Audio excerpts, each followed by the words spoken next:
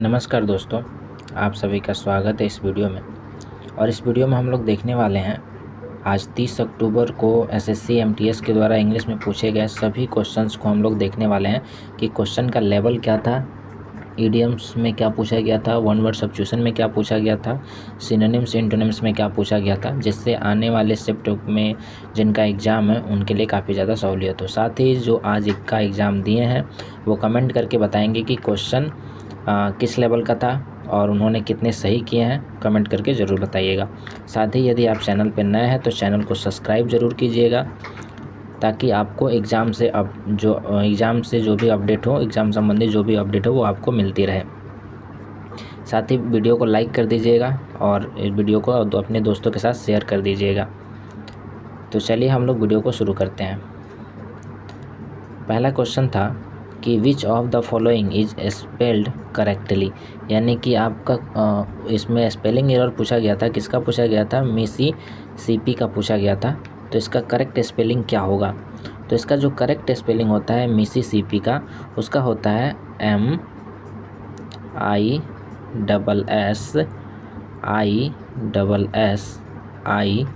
MISSIPP और आपका आई। ये मिसिसिपी का करेक्ट स्पेलिंग होता है। इसमें आप एक बार MIS मिस लिखिएगा, उसके बाद आई, फिर SS, उसके बाद फिर आई, उसके बाद आप PPI लिख दीजिएगा। तो ये आपका करेक्ट स्पेलिंग होगा। और यह कहाँ किस ऑप्शन में है? तो ये आपका ऑप्शन बी में है, MISSIPPI। ऐसे भी लिख सकते हैं आप इसको।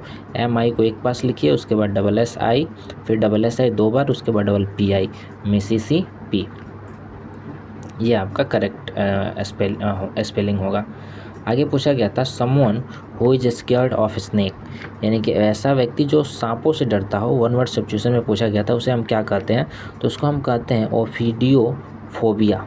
उसे हम क्या कहते हैं? ओफिडियोफोबिया। जो व्यक्ति सांपों से डरता है उसे ओफिडियोफोबिया के नाम से जानते हैं।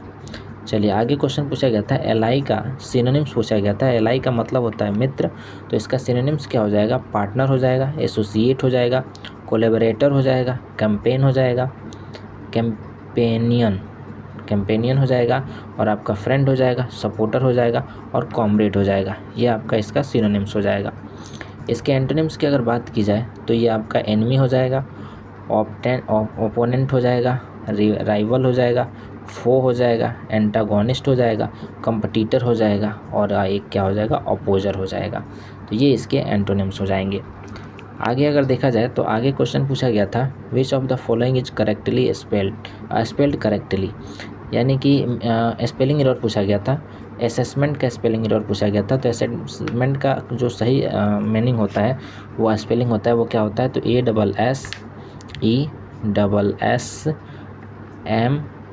ASSESSMENT, ये आपका करेक्ट स्पेलिंग होगा।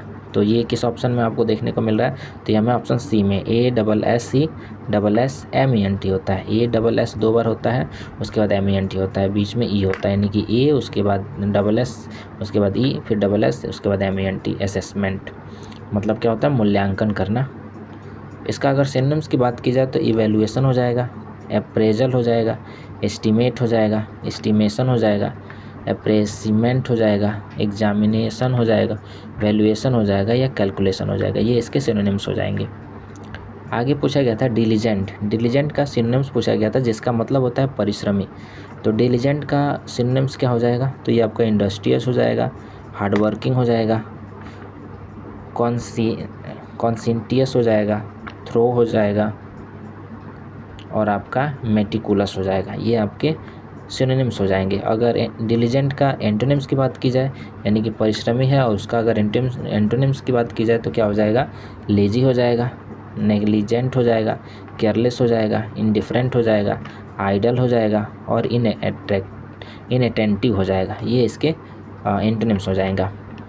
साथ ही यदि आप चैनल पर नए हैं तो चैनल को सब्सक्राइब ज़रूर कर लीजिए और वीडियो को लाइक ज़रूर कर दीजिए। साथ ही आप कमेंट करके हमें फीडबैक भी ज़रूर दीजिए, जिससे हमें पता चले कि हमारा वीडियो किस लेवल का हो रहा है, और उसके अनुसार हम क्या कर सकें, अपने में सुधार कर सकें। तो चलिए आगे देखते हैं।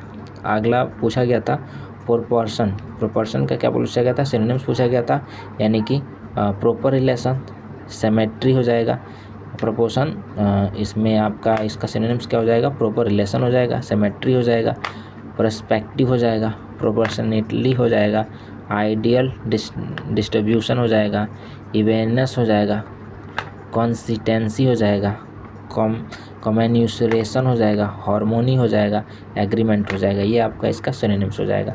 एंटोनिम्स की अगर बात की जाए तो डिसप्रोपोर्शन हो जाएगा, अनइवनेस हो जाएगा, इनकंसिस्टेंसी हो जाएगा, डिस्पारिटी हो जाएगा, डिसएग्रीमेंट हो जाएगा, कॉन्ट्रैक्ट हो जाएगा और डिसहार्मोनी हो जाएगा।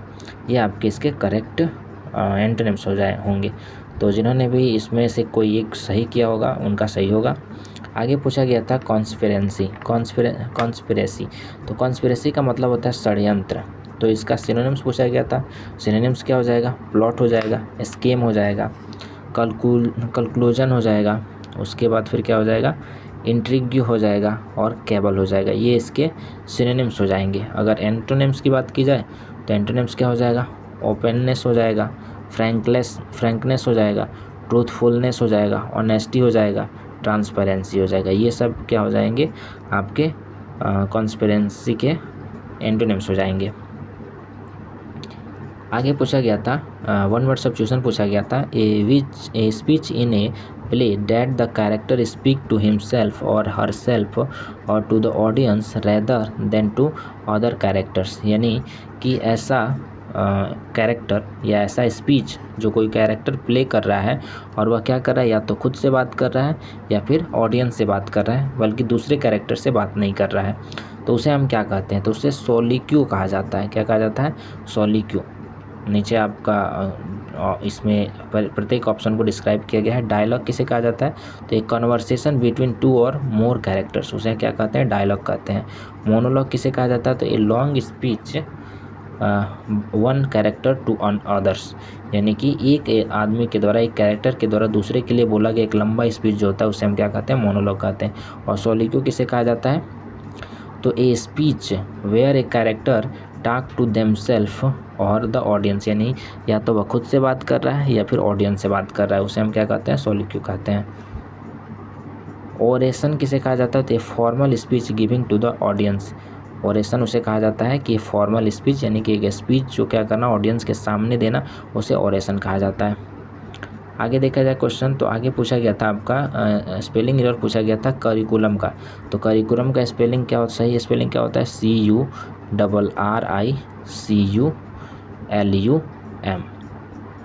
ये LUM है, यानी कि CU, उसके बाद CU आपको इसमें 2 बार देखने को मिलेगा, CU फिर RRI, उसके बाद CULUM। ये आपका करिकुलम हो जाएगा।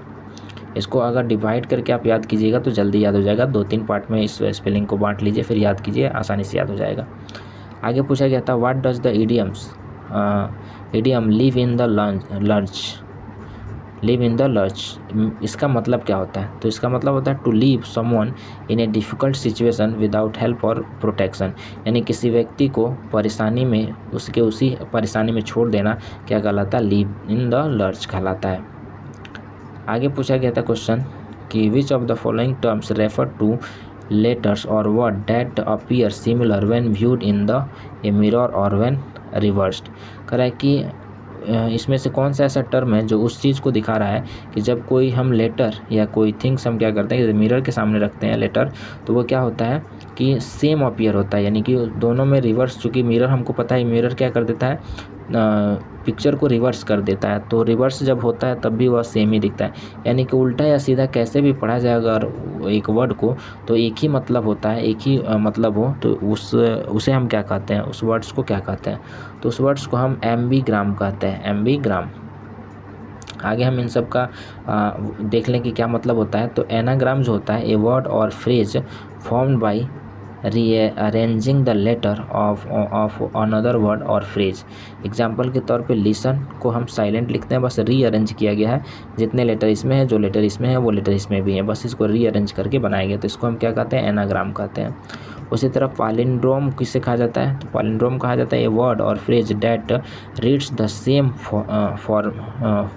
फॉरवर्ड्स और बैकवर्ड, यानी कि ऐसा वर्ड जो सेम पढ़ा जाए, आपका उल्टा पढ़ा जाए या सीधा पढ़ा जाए, सेम ही उसको पढ़ने में आएगा। जैसे मैडम हो गया, तो मैडम को हम इधर से पढ़ें तब भी मैडम पढ़ा जाएगा और इधर से पढ़ें तब भी मैडम पढ़ा जाएगा।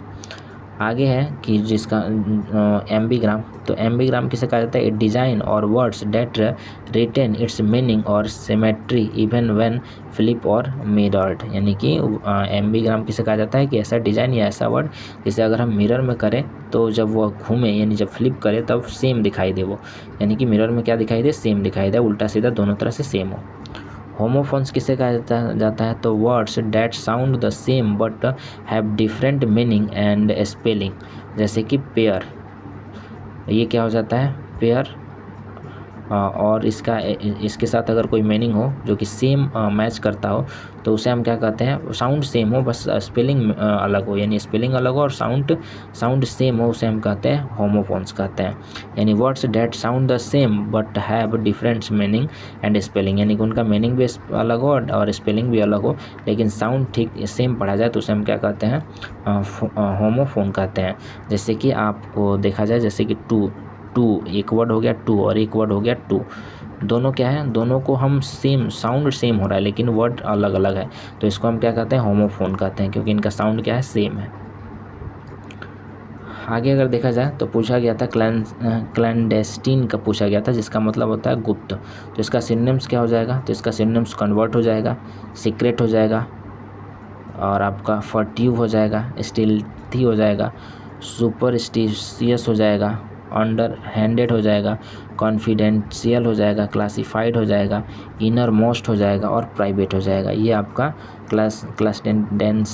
क्लैंडेस्टीन का हो जाएगा सिनोनिम्स। अगर एंटोनिम्स कहा जाए तो क्या हो जाएगा? ओपन हो जाएगा, आउट इन द ओपन हो जाएगा, पब्लिक हो जाएगा, एबव बोर्ड हो जाएगा, डिस्क्लोज हो जाएगा, रिवेलिएट हो जाएगा, अनकॉन्सेल्ड हो जाएगा, स्ट्रेट फॉरवर्ड हो जाएगा, फोर्थ राइट हो जाएगा, फ्रैंक हो जाएगा और ब्लेंटेंट हो जाएगा।